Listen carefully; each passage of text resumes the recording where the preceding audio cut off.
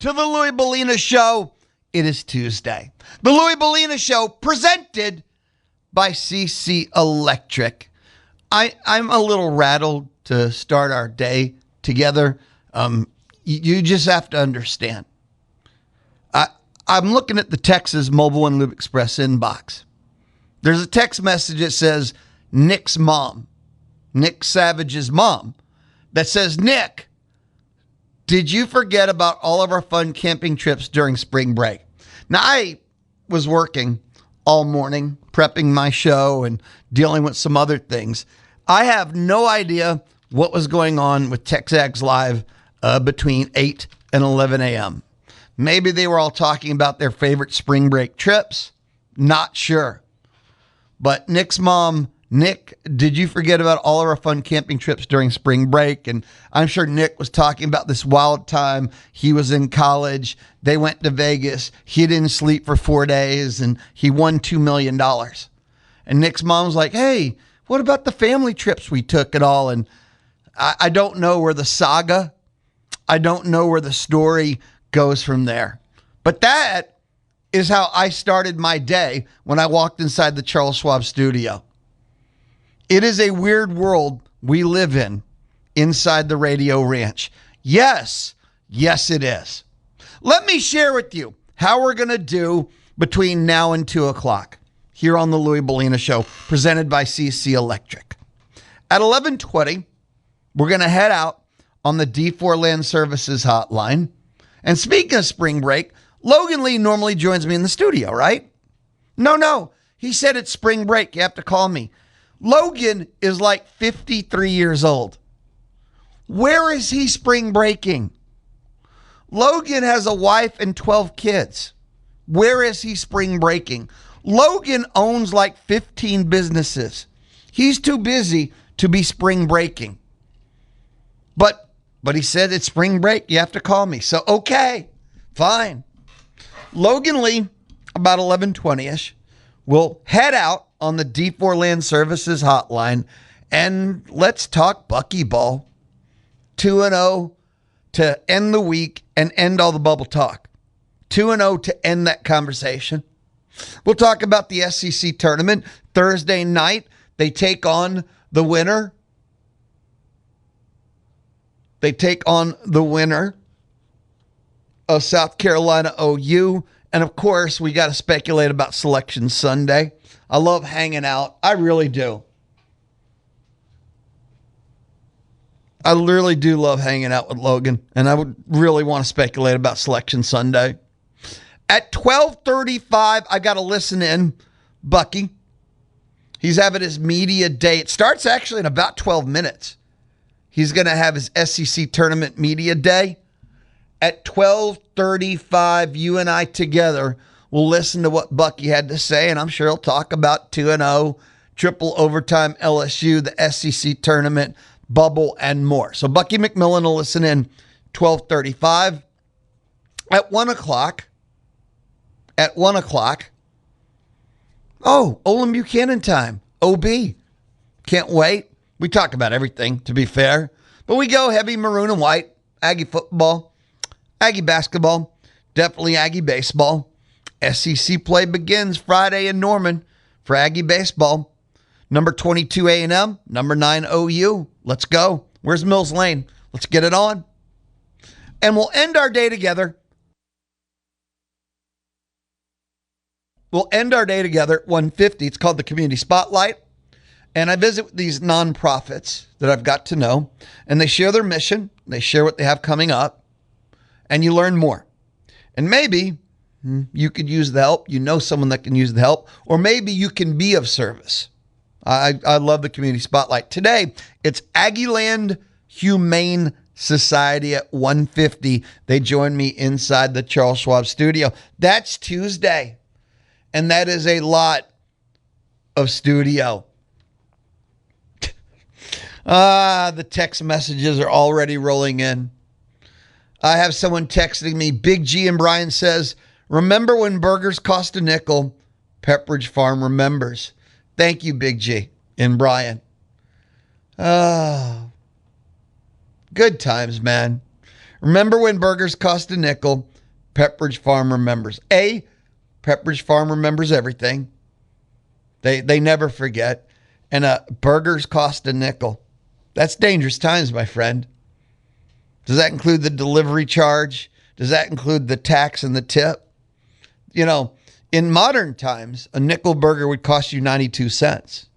That's like when you buy a concert ticket for $25 and you cash out and it's 54 because all the fees and charges and, you know, I love the handling charge the most. It's all digital. It's computers talking each other's in zeros and X's and Y's, and yet there's a handling charge for computers to do their thing. But that's a whole different story and rant for a different time. Pepperidge Farm remembers. 979-693-1150. That's the text message number. Text me, text Logan, text Olin. Just as you could tell, you could text about anything, Pepperidge Farm included.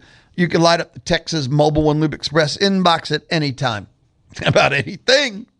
Texas Mobile and Lube Express, owned by Gabriel Garcia. We'll begin, as we do, maroon and white notebook. Aggie Baseball in action tonight. The final tune-up. Stephen F. Austin, the Lumberjacks, make their way to Bluebell Olson. I do want to say, weather permitting, I have not heard otherwise. It's just been overcast and gloomy most of the day. Most of the day. So, Stephen F. Austin, 11-4, 4-2 in Southland play. They've already played 2 conference series, making their way. A&M, TBD. What does that mean? Oh, who's throwing tonight? Stephen F. Austin, TBD on who's throwing tonight. A&M, you're just looking to stay El Perfecto in the midweek. You're looking for them to play home run derby. No problem. And really, you're just looking for a clean game. You're not looking for any drama. I mean, you'd love to see another 12-1, 10-1 as you head to Norman. Keep it clean. Pretty straightforward. You'll hear the game tonight, 5:45 pregame, 6:02 first pitch, right here on the Zone, 11:50 a.m. and 93.7 FM. You can, of course, on the Free Zone app, online at radioagaland.com, and, of course, tell Alexa, play Zone 1150. For me, the number one Aggie baseball thought, and I kind of shut it down real quick. I'm not sure where you're at, and it's traditional. Heading into SEC play, what is your confidence meter? Heading into SEC play, what is your expectation for Aggie baseball? Pretty standard at this point. And I shut it down for myself because mine is 0.0. That's not a negative thing. But I don't know who this Aggie baseball team is. They faced one ranked team and got run ruled. But that's not indicative of anything, actually. They bounced back great. The only other team they played that probably falls into the above average, they beat. They have just not been tested. They've done what good teams do to not good teams / really awful teams. The run rule victories, the high strikeout rate, not walking anybody for an entire week. I mean, they've done these really high level things that you should do to really low level teams. And all the tests are ahead. We'll know who they are. Not worried about it. If I have any concern, I just would love / kill for them to be at 100% health. Give me the full batting lineup, and that just means Harkopian at this point. I would love to see a full-strength A&M headed into SEC play, wouldn't you? Because you don't make up games in SEC baseball. You don't drop a game and go, yeah, we got to make that up later. The league's too tough. There's no make-up games. You lose a game, and it's lost forever. Yeah, I'll sneak one in later. That doesn't happen in league play. So and I'm serious too, because at this point I'm supposed to ask, what do you expect now? What is what's your confidence meter now? Well, we don't have any data. I don't think so. The cards will play themselves out. See, The OU series will be they're going to play a top 10 team. They're going to play on the road. I don't even know if they need to win the series. What if they play 3 one-run games on the road and they go 1-2? Well, if you can go on the road, play a top 10 team to 3 one-run games and maybe still not 100%, I think that's a hell of a statement of where they're at. So I don't even know if they have to win the series to show us who they are. We'll learn a lot. What a deep thought. But still, so I don't have a confidence-o-meter. I don't have this whole expectation projection yet. They might be a super regional team. They might be Omaha. They might not be in the NCAA tournament. There's a lot of mights. I just feel like we don't have a lot of data. College baseball, Mitch Light was in Spain, so he did not join us for the college baseball roundup yesterday. And I laughed at this, we did get the athletic top 25 that he does just later on in the day because he's in Spain. So quick look, Aggies stayed at number 20. LSU, somebody finally penalized them. He moved LSU, who was the athletics number 2 team, to 21. When you have a 1-4 week, you lose the midweek, lose 2 out of 3 to Sacramento State, there should be a punishment. And the athletic dropped them 21 spots. And the only other things of note, 11 of the top 22 teams in the country are from the SEC. UTSA, University of Texas San Antonio, debuts at 25. They're the only team to debut in the athletic poll. And UCLA is 1, Texas 2, Mississippi State 3, Auburn 4, G-Tech 5, Arkansas 8, OU, the Aggies square off against, are 9. That's SEC. 5 of the top 9 are in the SEC. Georgia's 11, Florida is at 15. Ole Miss is 19, A&M 20, LSU now at 21, Tennessee is at 22. So there's your sneak peek. That's the athletic top 25. Mitch got it in from Spain, but a wee bit later in the day. Oh, we're going with these. So Big G and Brian, remember when burgers cost a nickel? Jim and Temple, Louie, that's me. I can remember when a box of popcorn at the movie theater cost a quarter. Okay, Jim, was that like silent movies? When did movie theater popcorn cost a quarter?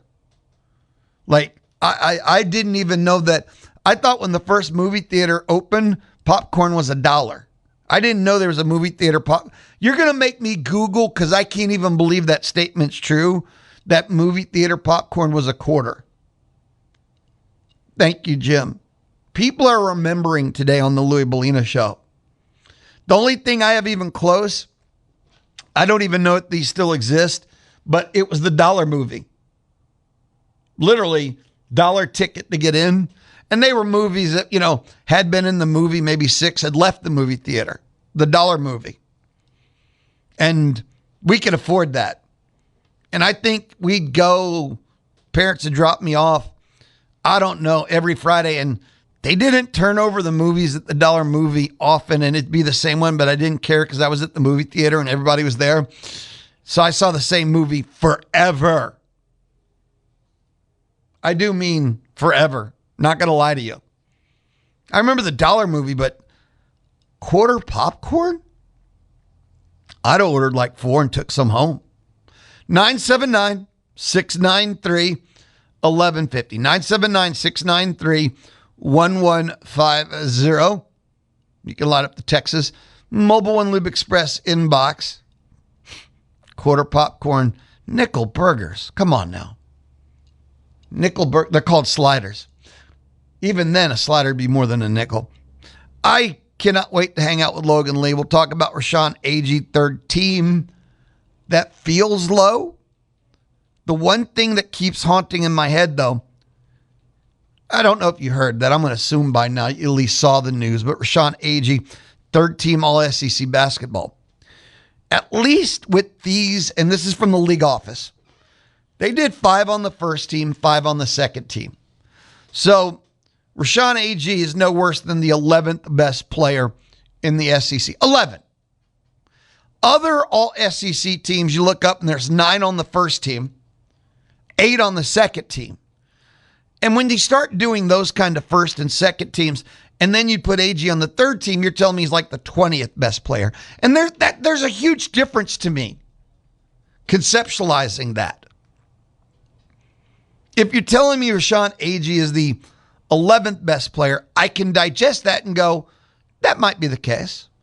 But if you tell me he's the 20th best player, I've got to fight with you. I'll take a timeout. Logan Lee joins me in about 3 minutes and 50 seconds. We'll see what he thinks about this and so much more buckyball. It's the Louie Bellina Show, presented by CC Electric, built on faith, family, and community. That's CC Electric. It's the Louie Bellina Show, just getting started on the Zone. Unsportsmanlike. Listen in weekday mornings from 5 to 8 on the Zone, 1150 AM and 93.7 FM. It is the Louie Bellina Show, presented by CC Electric. The Tuesday edition. We're just getting started. Oh, the text messages are getting started. Chris in Somerville. I still remember when Pepe's had burritos the size of your forearms for 75 cents. Dude, I remember Pepe's. I lived on First Street behind Northgate. And Pepe's was open, I'm going to say jokingly 24 hours. But let's just say, living behind Northgate on First Street, we hit Pepe's a lot. And here's what I remember about Pepe's. You could take like $3, feed 50 people, and get like the enchilada boats rolling in the queso. And I mean, and be stuffed. Not just eat, you'd be stuffed. I mean, Pepe's was a one of a kind. Pepe's was absolutely a one of a kind animal. It was. So I remember a lot about Pepe's. I remember being poor, broke college student. Poor, broke, not just college student, but you could always, and again, Pepe's was right behind me. Not right behind, but right around the corner behind me. And yeah. Oh, yeah. Text message from Anonymous. Some are remembering ? Lou, they are dreaming. Either way, got to dream big. Nickel burgers, 50, quarter, hot dogs or popcorn. Yeah, dream big. One more text message, Mike from Deer Park. Louie, that's me. I remember in the mid-'70s smelling the fresh popcorn popping on a Thursday before a home game at Kyle Field. We'd leave practice for a few minutes and get us a bag or two for free. All right, Mike from Deer Park, did you leave band practice? Did you leave Aggie football practice? I need to know, what practice did you leave that you were grabbing bags of popcorn or two for free, man? You got to help me here. Popcorn seems to be bringing back all these different memories of people. Holy cow. 979-693-1150. 979-693-1150. See, Pepe's brings back burritos. Memories for me. Like I said, $2-3, feed 50 people, and everybody was stuffed.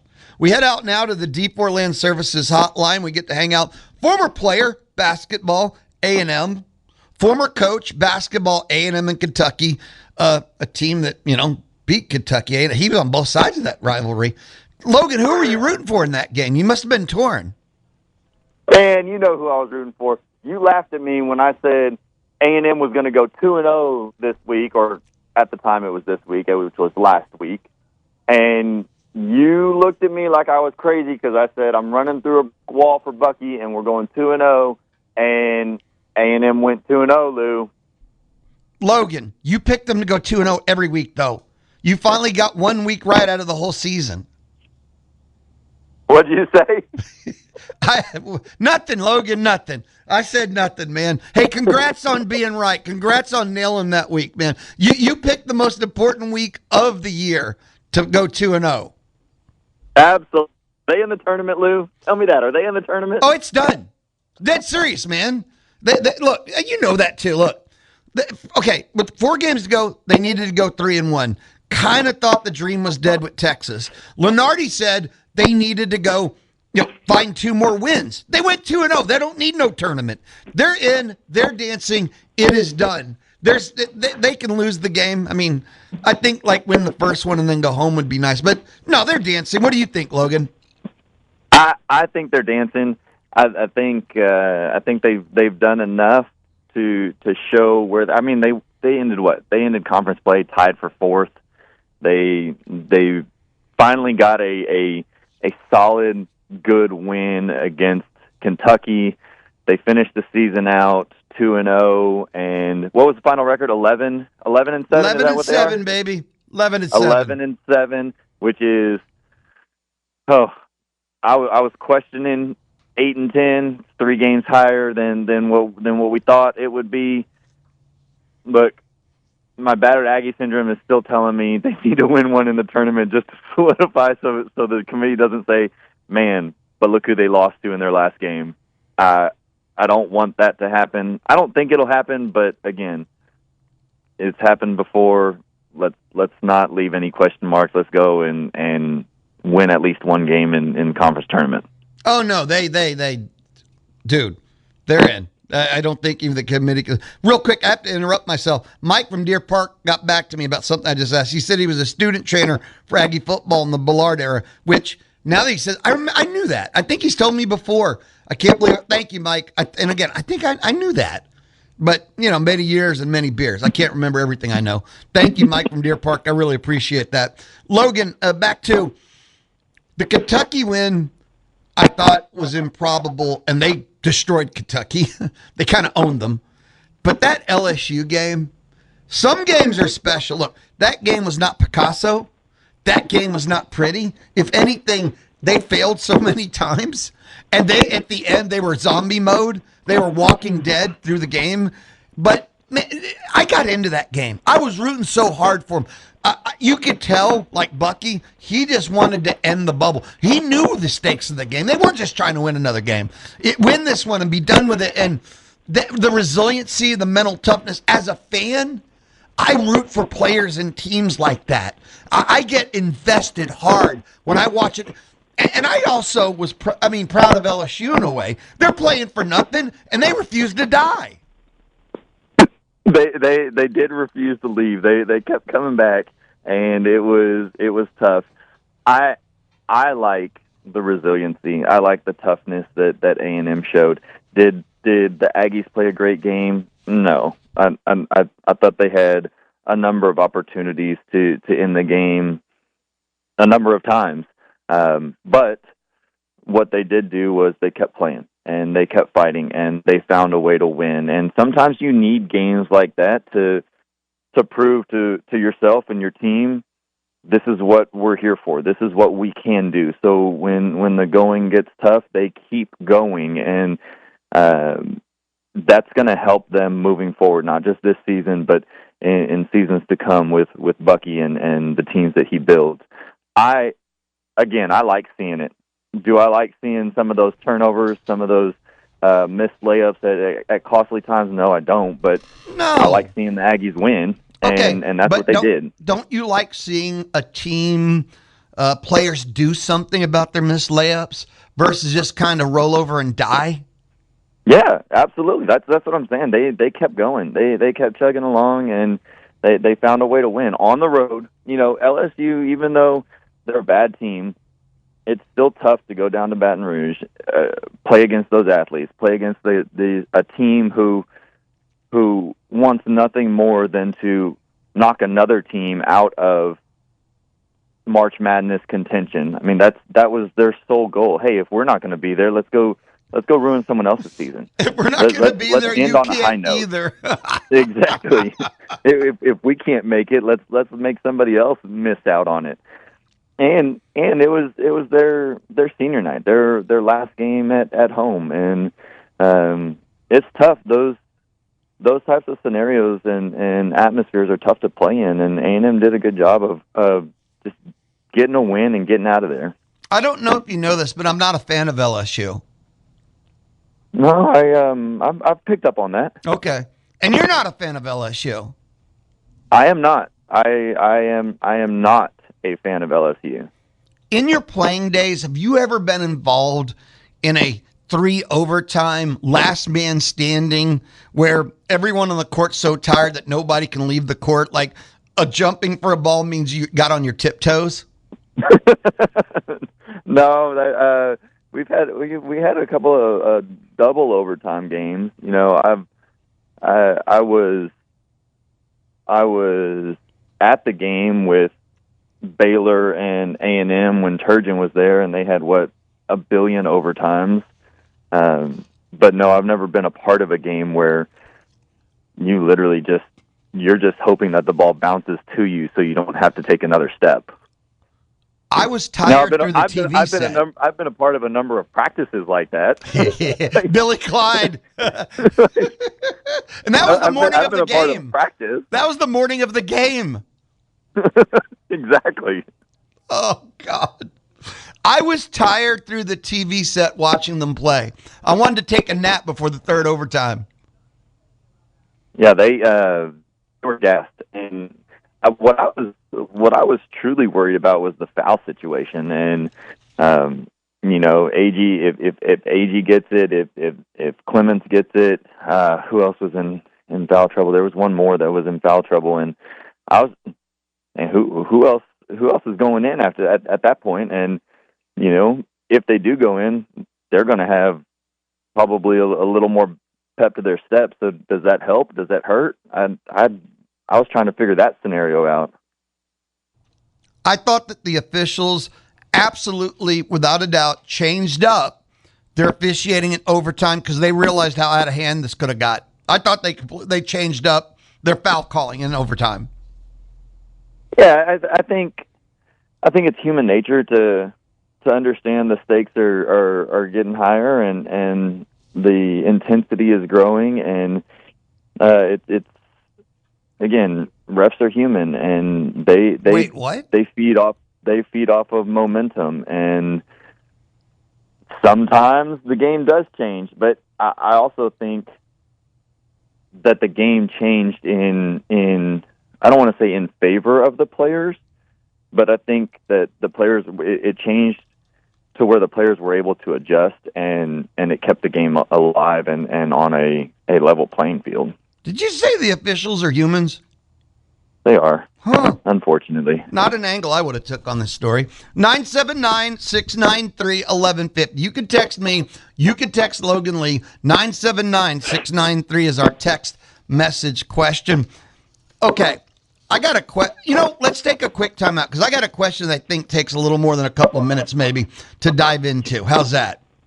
Go for it. Logan Lee hanging out with us on the D4 Land Services hotline. And if you ever need a metal building, like a custom metal building from the ground up, check it out. They can take care of you. Find out what they can do at D4landservices.com. D4landservices.com. More with Logan Lee when we return. It's the Louie Bellina Show.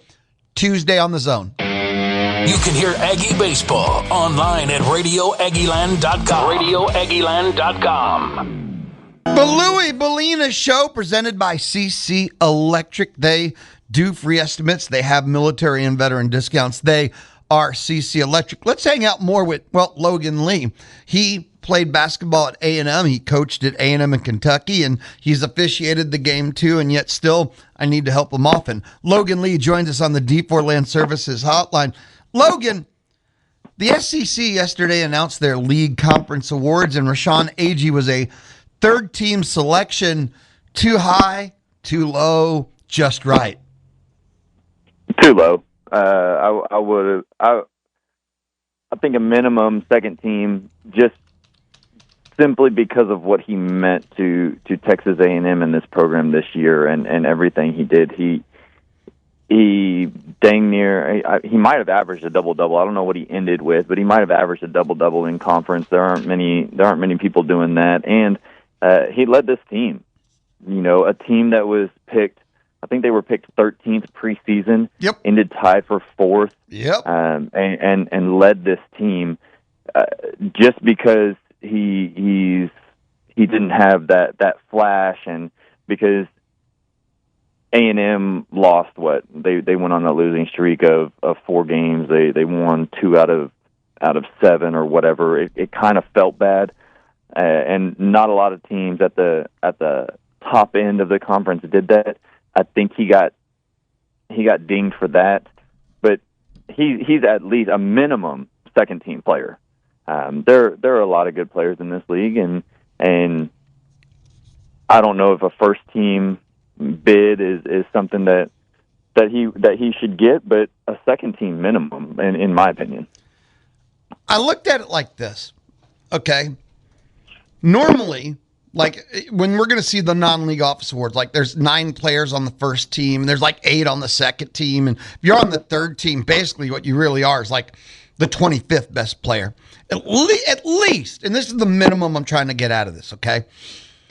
5 on the first team, 5 on the second team.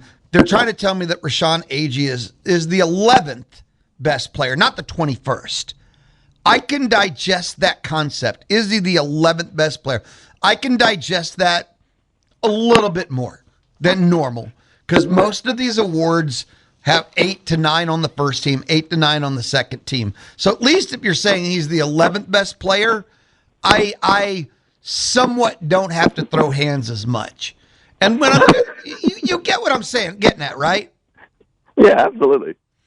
And when you look at the first team, you have A-Cup at Arkansas, who's getting national level of, All-American and Player of the Year awards, okay?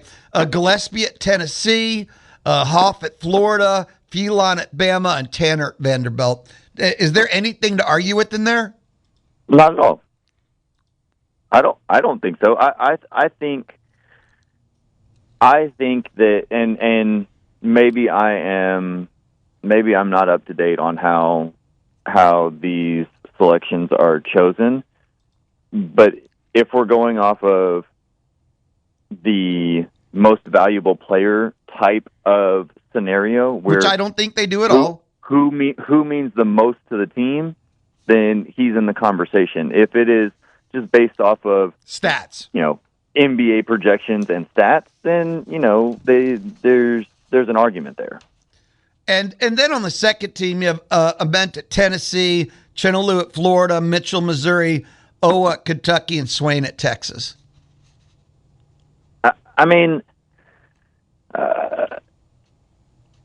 If you're looking at stats, I think he fits in with the second team because he's averaging a double-double, dang near a double-double. Yeah, he's 8.8 boards and the 14.7 points. Swain at Texas, what is? I know he was talked about a ton, and I know how he plays. But do you put him in front of Agee for what the team, how the teams ended and how the teams played and what they meant to the team? I don't think so. The kid at Kentucky, good player, really good player. But what did he do for his team in comparison to what Agee did for Texas A&M? I don't think you put him above Agee. Swain had 17.7 points, so 18, 15 for Agee. He averaged 7.5 boards, and it was 8.8 for Agee, and he had 3.4 assists a game, which I think the third category. And I'm not saying yes or no. I'm just trying to put out there what some voters might have went for. No, yeah, I get it. But what I'm saying is there's an argument that Agee should be there instead of Swain. You can battle that. You can combat those stats with what Agee meant to Texas A&M and his stats to go along with it. So there's one category here that I accept no argument for, but if Bucky is not the coach of the year or the co-coach of the year, destroy the award, throw it in the trash. I accept no argument for that. Look, Todd Golden got it, Florida. We all knew he was. If I was in Vegas, I knew where I was going to put my money. And you know what? I don't care what team you have. You go 16-2 in SEC play, you're a hell of a coach. You did a great job. Florida's the defending champs, and they're a pick to win it again.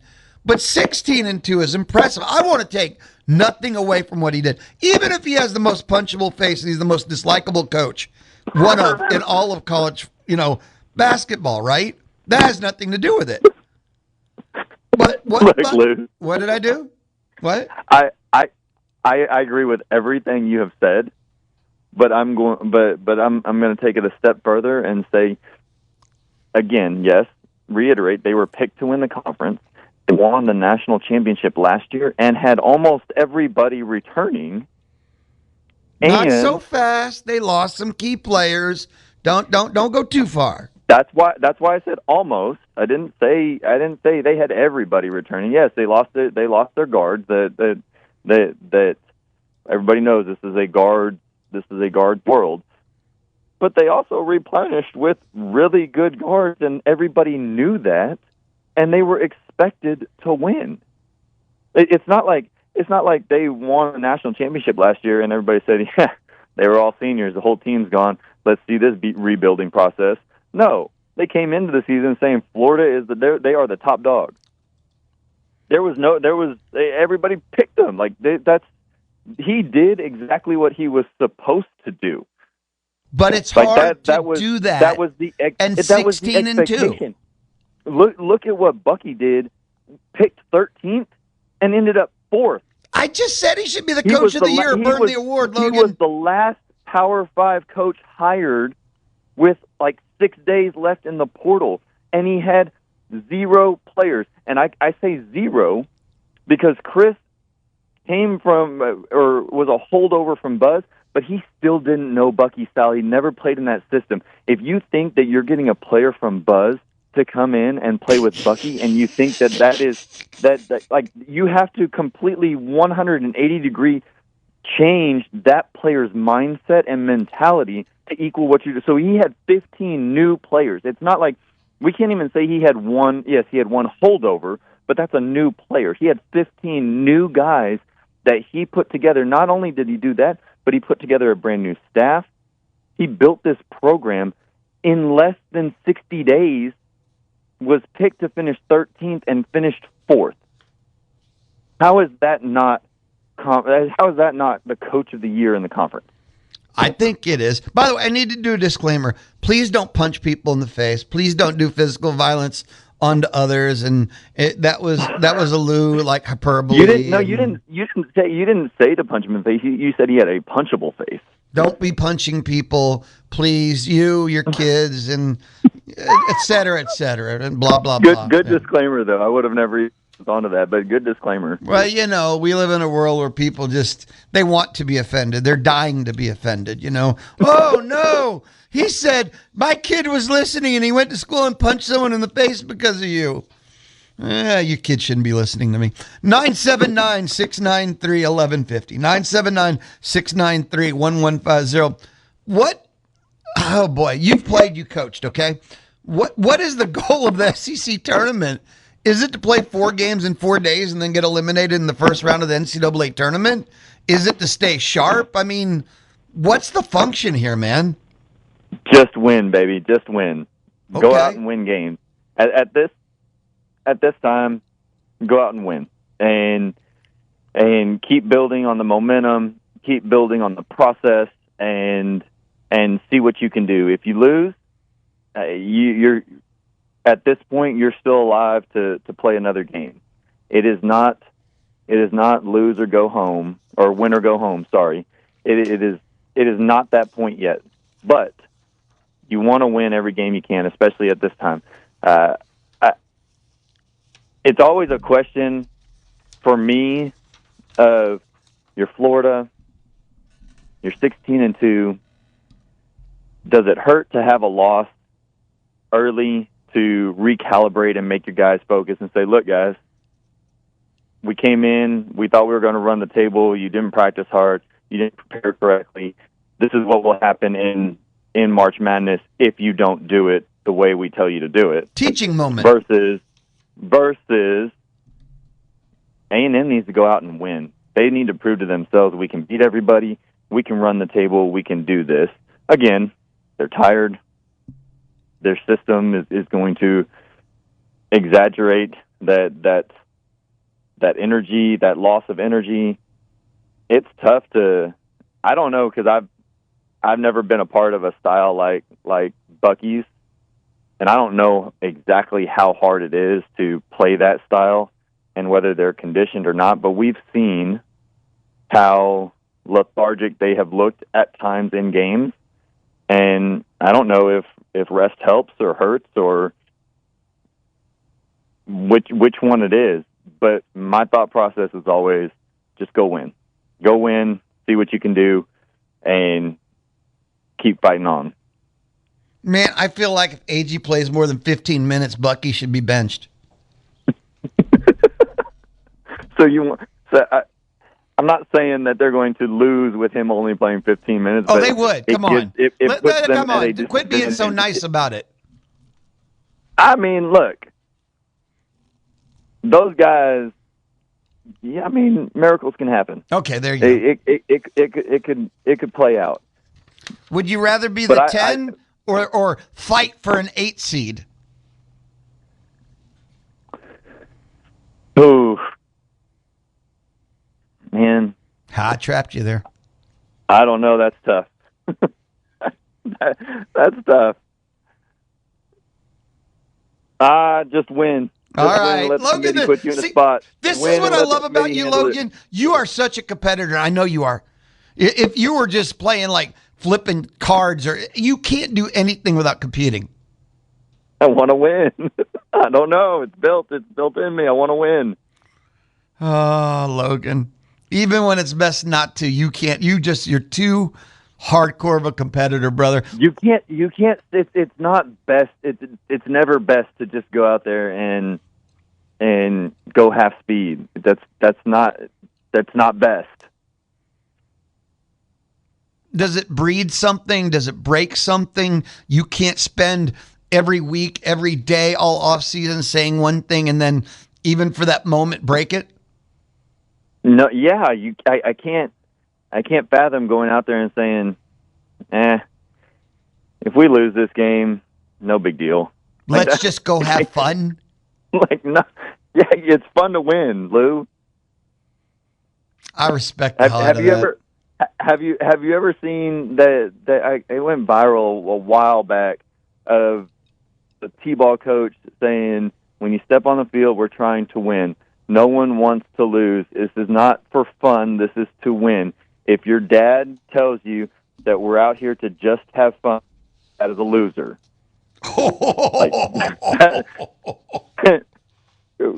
We're not out here just for giggles.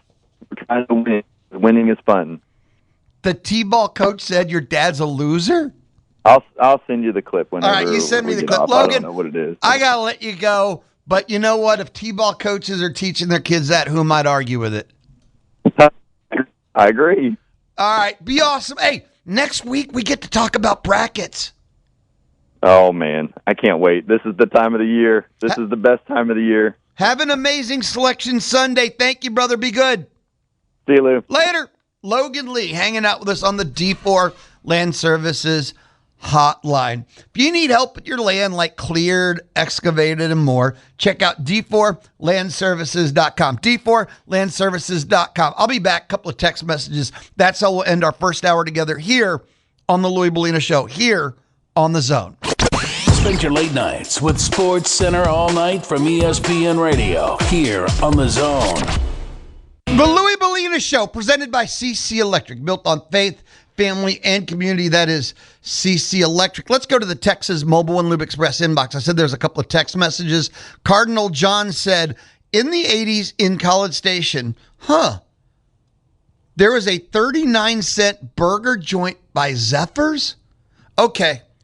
I need anybody that can text in to confirm that. A 39-cent burger joint by Zephyrs and the cow hop with fries for $2. And that text message ties into David in Franklin, who said, hi, Louie. What's up, David? Since you lived by Northgate, I didn't live by Northgate. I lived 2 blocks behind Northgate. I lived on Northgate. I lived on First Street. And it said, you probably ate at the cow hop many times.